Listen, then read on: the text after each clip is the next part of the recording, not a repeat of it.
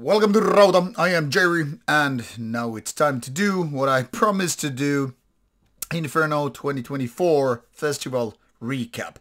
This time, towards the end of the video we go, you will get to see me and my cameraman going through the actual venue and from the Clarion the Hub hotel to the actual venue. So there's a little bit Oslo to be seen, not too much, mind you, the trip between the hotel and the venue is really short. And then of course what there is to see, what is happening at the venue. Mind you, it's also empty during the time we got to do it, because we did it just before one of the interviews during the event on Saturday afternoon. And when that is done, that video is also done. So I'll first get you a little bit of recap, tell you which bands we got to interview, and give you a general feeling of the whole festival being fourth time and all. Now, because there is nothing really to show you except basically this backdrop, also known as the lineup for the event, I think it's just me and there were some words to be told. Now, it's been almost actually a week now when I'm doing this, since I was at Inferno Thursday 28th of March. Now it's 4th of April when I'm doing this, so getting really fresh memories from this event now that I had time to reflect about my feelings, my experiences of the festival, and gonna share it to you. Now what I decided to do, put this poster, if you will, on the background, is to just summarize what was going on. You get to see the lineup and all, and then I'm gonna just mention some of the names I witnessed, some of the experience I had, and all that stuff.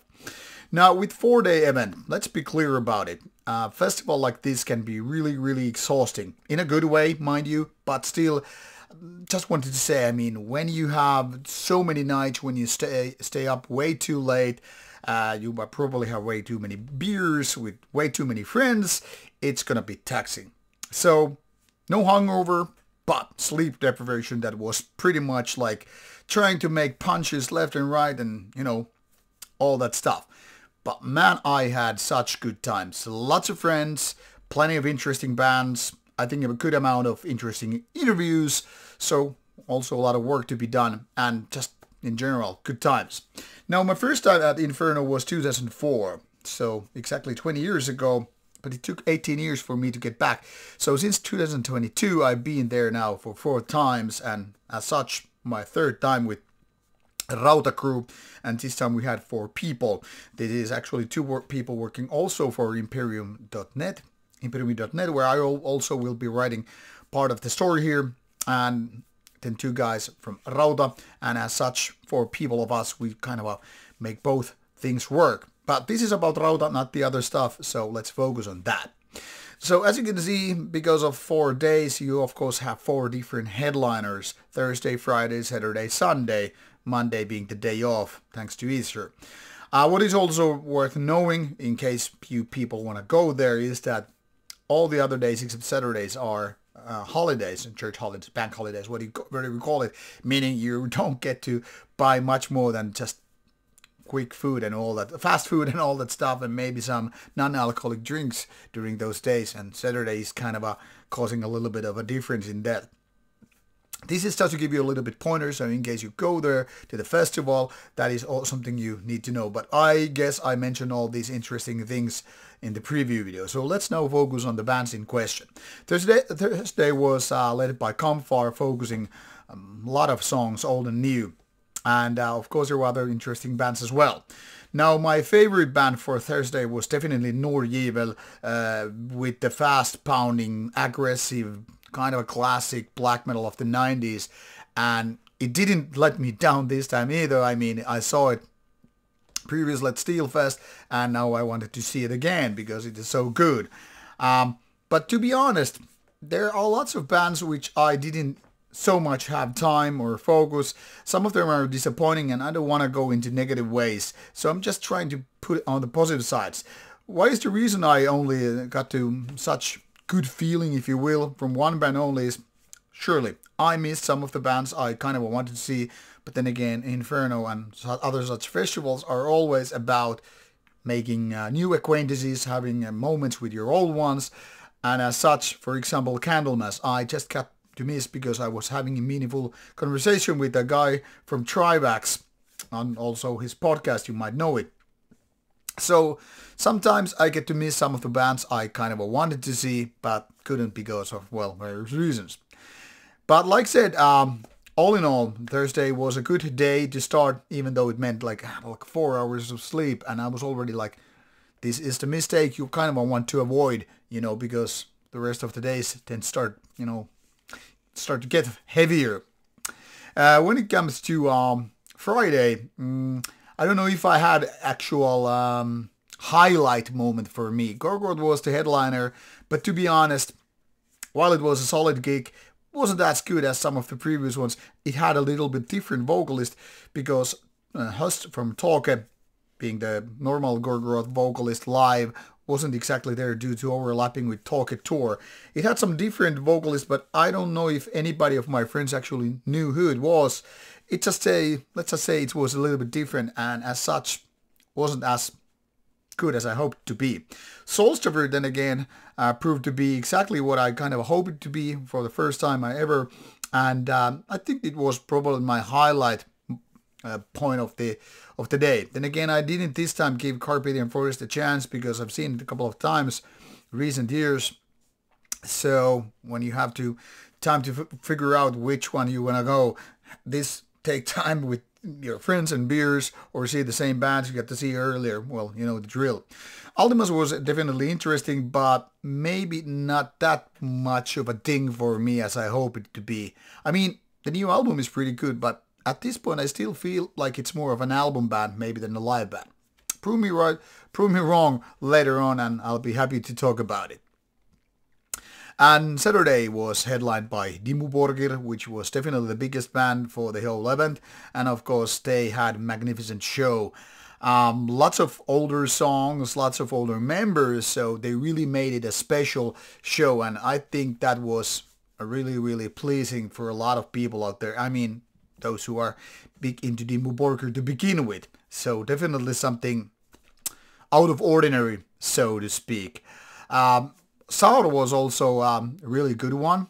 There was a certain kind of the Scotlandish, can I say Scottish instead, feeling with the whole theme. And I mean, like, this melodies, folky tunes with flutes and all, especially with the guitars kind of like nicely intertwining, twining, whatever you want to call it. And I like the feeling. There was something like very down to earth and not so much a show and aesthetics, which was very different from Dimmu Borgir, but just like nailing it down with the kind of a folky, melodic, pagan black metal feeling.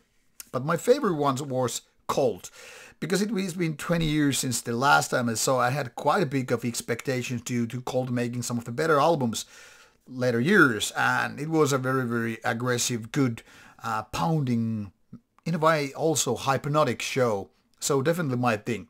For the weirder acts, Joe Quayle doing the one-woman cello act, let's put it this way, probably more interesting for me musically if I would be listening to it at home rather than seeing it live. But one of those names that you probably feel weird about it, like not fitting a metal concert, but also creating important contrast in that sense. So, quite interesting band, and also, in case you wonder, Me and That Man was the concert music band by none other than Nurgle from Behemoth. Not really my cup of tea, but surely some people, I guess, must have liked it, because much like Joe Quayle, a contrast to these fierce black metal and other metal acts as well. Then, the last but not least was Tåke leading Sunday, once again delivering fierce, aggressive, and, well, grim show, and it didn't surely let down. I only watched a few songs because I've seen past couple of years Tåke every 6 months. I don't need to see full shows every 6 months, but just wanted to give it a little bit of a go to see how it was. And indeed, while this was their 17th or 18th show in a row after a tour, there was no sign of getting tired and all. It was very, very energetic despite, or maybe because of it. Other bands I wanted to mention about Sunday were Coldbrand, during John Dee Club, playing fierce and aggressive old school black metal show with much more energy than some of the bigger bands, let's put it this way. Misthurming from Iceland and Winterfullet from UK also having good energy with their respective black metal things. Then there was those bands which I saw just briefly, which didn't really, rock my boat, so to say. Like I said, I don't want to get too much negative on the side, but there were moments when I felt more like, okay, I'd rather just have a talk with my friends and have a few beers rather than watch a show that doesn't do anything for me. Now, in terms of interviews, I think it's worth mentioning what we did, or more also which one we didn't. I tried to get Comfort for interview, but I was told this is not a good timing because of the rather stressful show with new and old songs, or at least focus on the old songs and all, so didn't happen. Aldemus didn't also happen because of various schedule challenges. I mean, I was already promised to do that, but then again, I also understand the artist in question. Just to know that I tried. Solstafir was also a big disappointment me in terms of interviews, because it was already agreed, and then there was very, very little information why it didn't happen, or could it really happen. This I want to give a little bit of feedback to the manager of the band. I mean, if it's gonna be a no, please say out loud. Don't let people hang loose on the news, I mean, it's just annoying when you're waiting and you try to avoid double booking. I don't usually want to go giving too much people negative feedback, but in this case, it's well deserved. So whoever takes care of Solstafir interviews and all that stuff, take note. Don't make the same mistake again. And if you're a journalist yourself right there or wanting to do interview, just be warned about this. Now on the good side of things, however, we get to do 7 interviews, including, and by the way, I'm really proud of all these bands because everybody handled them well. I think we had a meaningful conversation with all of these bands and can't really bitch about anything. All the artists, bigger or smaller ones, handled it really nicely. We had really relaxed conversations. So the list to follow about the ones are Keep of Kalensin, already on Friday. Also, Till inte Cure, which by the way also played a good show. I just almost forgot it because it's one of the smaller names here. Really good show. And on Friday, our schedule was almost like ruined because Solstafir and Aldemus being cancelled, but we had a good one with Umbra Conscientia from Costa Rica. On Saturday, we were most busy with the Dimmu Borgir one, and that's really one of my proudest moments because it's so big band and couldn't do it last year, even though I tried, and now we did it, so I'm really happy about it. And then also Saura from Scotland and Cold also from Norway. And on Sunday, while I couldn't nail Misthurming this time, I was promised that it will happen later on, so there's still hope for that. And then we did Winterfullet interview actually on Monday. We're supposed to do it on Sunday, but didn't happen. It was postponed after the breakfast on Monday, which I guess was better than that. We're supposed to do Fintroll interview, but some rumors say the guys got probably a little bit too tipsy and it didn't happen, even though we had already agreed it. But this is it, what it is. If I forgot to mention some of the names, well, you'll learn it later on. But we'll start with an chronological order. So Till inte Cure will be the first one. It will be followed by Keep of Kalensin and then Umbra Conscientia, and I'm then guessing Dimmu Borgir, Cold, Saur, and finally Winterfullet. So next 7 weeks or so, you'll be catered with these bands that I got to interview at Inferno 2024, which I think maybe not the lineup wise the best one so far for me, actually might be the least interesting one, but as in terms of the whole trip, I really enjoyed it a lot. I mean, the amount of old friends, new acquaintances, having good times with my own crew, with the other people, and everybody else in general. People have been really helpful for me setting up things, you know, be it interviews or, you know, all that stuff. After parties at the Knieven bar, everybody at the hotel. Very, very nice. If I can pitch only one thing is about these cancelled interviews and the cost of beer at Inferno, because, well, Norway ain't cheap. But then again, I have to say, the beer thing was better this year at the Rockefeller venue than previous years, because previous years you pretty much had to go for John Dee Club for special beers, and upstairs was just basic lager, pilsner, whatever, and maybe one IPA. Now I got to drink 4 days cool chili beer, habanero, and I think it's Carolina Reaper based chili beer. Very acquired taste, but man, I loved it. And every 10 years I spent for these beers, I still think it was worth it. Really good ones. We also visited briefly Helvete store, or ex-Helvete store, now less Neseblad, and then you get to see the whole urine misting, the black metal cellar and whatever that used to be the Norwegian thing, I mean the Oslo-based thing for Mayhem headquarters in a way, or at least Irima's headquarters, and a lot of other bands. So a little bit that history thing going on also with the venue. Now, much like previous years, while there was art exhibition and these conferences, I skipped them. Wasn't really intentional purely, but kind of a predetermined. It's not likely to happen, because when you stay up late, way beyond the bands having their last songs played and more talks and all that stuff, you probably go for a nap after the breakfast. Happened to me as well.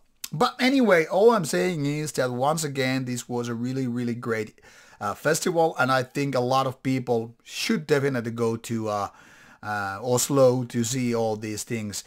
Even if the lineups are not the best out there sometimes, I mean, of course, this is up to personal taste and all, the overall feeling is good. Oslo-based people seem to be really nice, at least for me anyway.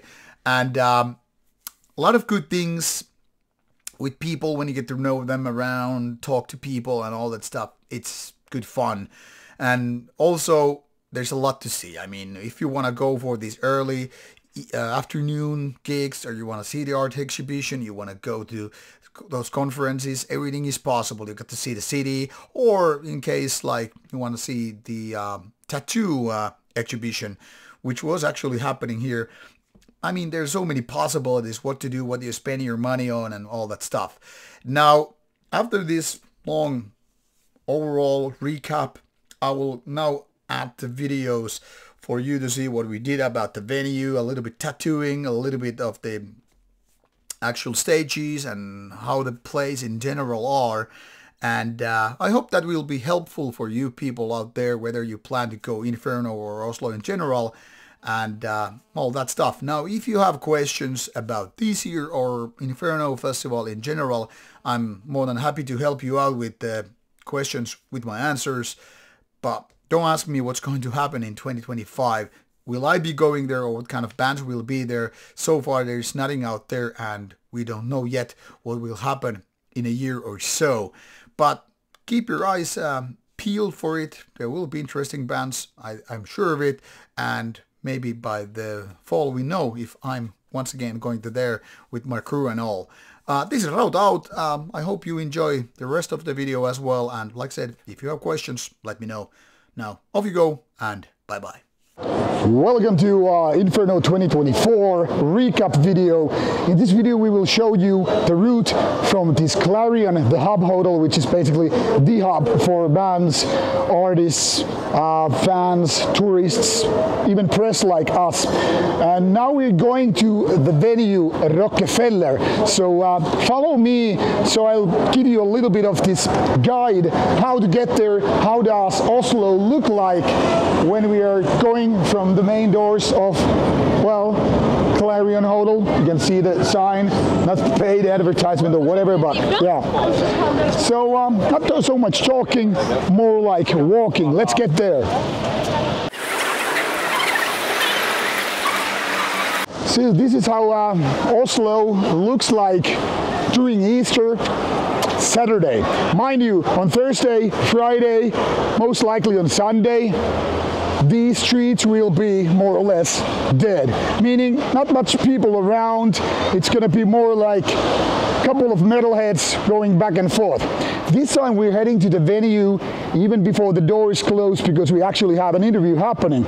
So let's not waste time on this talk so much, but let's get walking and you'll get to see the streets. It's only a couple of blocks, 5 minutes of walk or whatever. So let's head to it.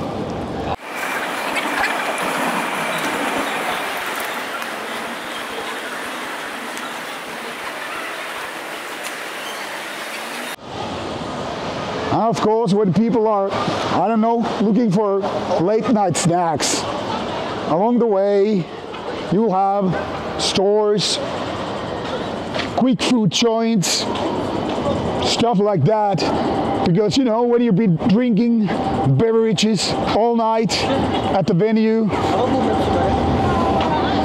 and you know, you get hungry. Mind you, Norwegians are weird. They use 2 red no pedestrian lights. Nobody knows why. But only 1 green light. Doesn't mean the other red guy just died. Is it a supposed hint? Hey, if you cross the road when it's red, you're dead. Dead by the tram. I don't know.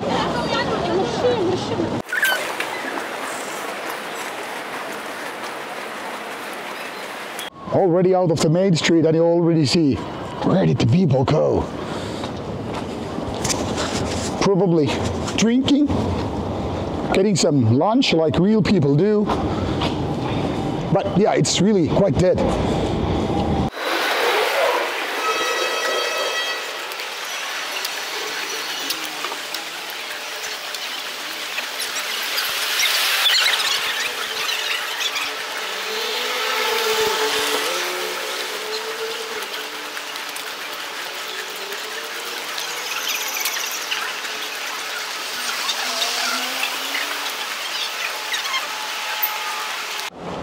You know what they also have in Norway? Shit on the street. Probably some police, horse, whatever stuff. But this is Norway, right?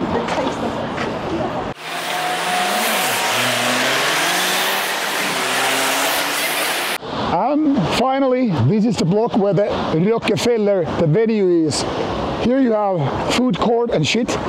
Once again, if you need a coffee break, something to eat, well then you can just head in.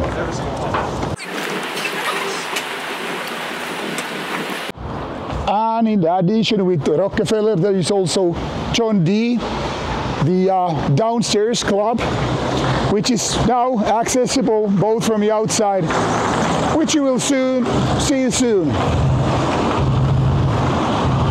You can already hear outside, bands are doing sound check, so you can see, hear the drumming sound and whatever, even outside when you're closing the place. And as such, we have reached the entrance to the festival, but like I said, we are a little bit early. The gates are not even open. But now we got some interview time and we're back to you with a little bit content on the inside. See you in a bit. Here we are at Inferno 2024, day 3. Everybody is already tired, probably drunk, hungover and all that stuff.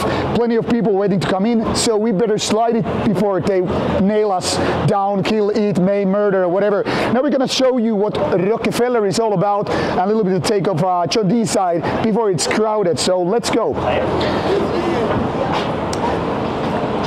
When you come to here, there's like a 2 entrance. John Dee's side, which is the underground club for, say, usually smaller bands, and then this entrance takes us to the actual Rockefeller side. And first we have a cloakroom, the old main entrance. Now things are getting a little bit dark here. They're just, you know, killing the lights, and we will give you a tour what to expect from this venue. And mind you, this is before the people get in, so it's quite not so crowded. So hello people. First we'll take a look on the left side of things, where you will find, for example, signing sessions. People like bands, other artists, whatever, they're doing the signing. And of course we have beer selling. What would be a metal festival without, you know, the possibility to serve quenchy, you know, people who need drinks, let's call it that. All right, let's take a look. There are tattoo artists, world-class tattoo stuff. So let's take a look what these guys are doing, because this is fun. Actually, during the festival, you get to see bands playing live, and then these world-class tattoo artists are putting some ink on the skin. A beautiful craft that, well, relatively few people can do it the level these guys are doing.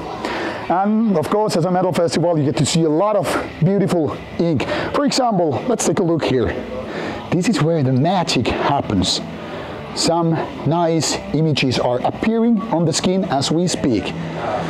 So if you have the money and the time and you don't mind skipping some bands, this is the place to be.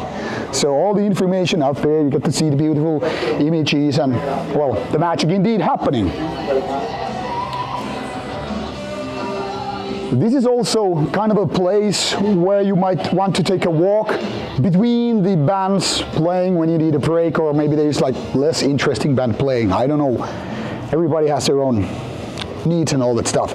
Now let's go to see the main stage area where the magic known as music happens. But this is the other side of things, so to speak.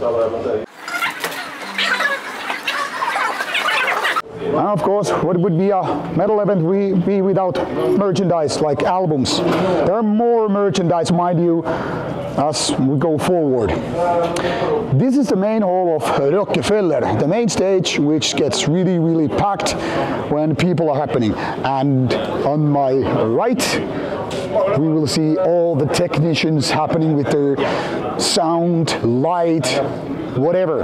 And of course, behind us, we will see more beer counters. Let's just take a quick walk about, and then we will go upstairs, because Rockefeller is technically speaking 3 floors, and then there's this John Dee downstairs, but that's basically a different venue. But now we will head upstairs, which is not so much about before the stage, but more like various places to see the shows and of course enjoy these cold beverages. One thing is really good for you thirsty people out there is that there are plenty of places where to get your beers. Probably a lot more than toilets, which are equally important, of course. Like for example, now the second floor, there are more beer counters, more toilets, and of course, good way to see the show from a little bit higher standpoint.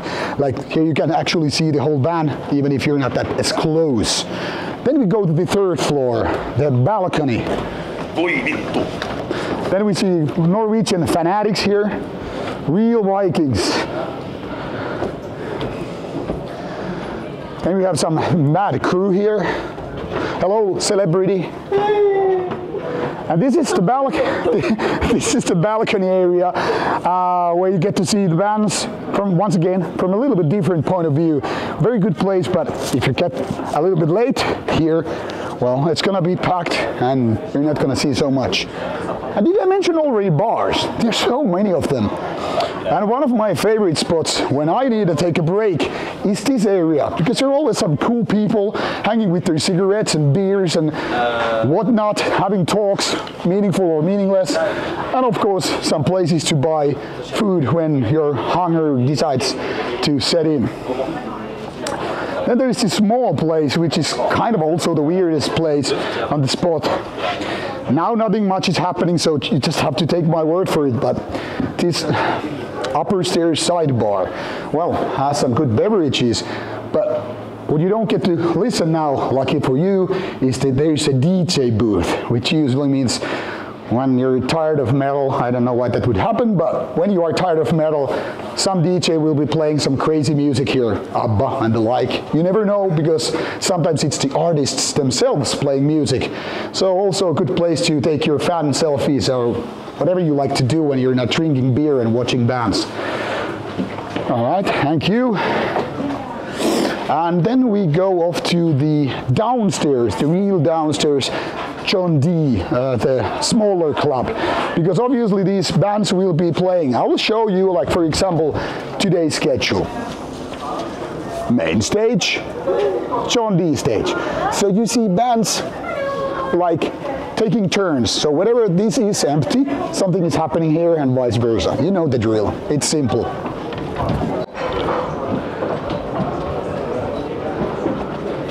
And now, indeed, to John Dee. Now you will see it. The doors are about to open, people are pouring in, and things are getting ready for the action. So I guess soon this will be packed and crowded, and well, music will be taking place on the stage. But we'll show you the John Dee side before that.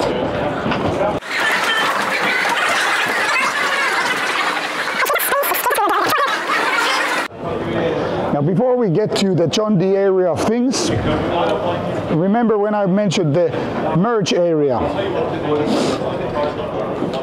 That is the place where you want to buy your souvenirs, the shirts and all. No, of course, behind a curtain. But nonetheless, there is a place like where you get to buy those band shirts you will be proudly wearing and all that stuff.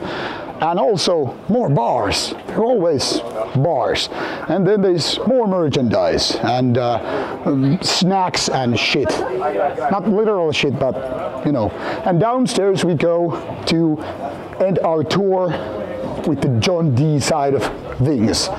So this is the downstairs club, and this will be pretty much the whole end of the tour. We're taking a look though, and then we will head out.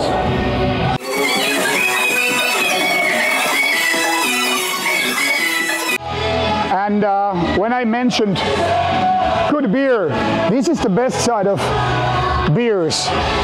Always the top quality ones. And now we go back to the square one. We go outside because there's this alternative route outside.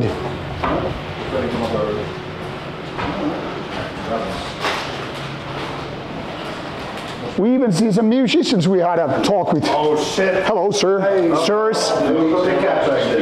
And now we're getting back to square one outside.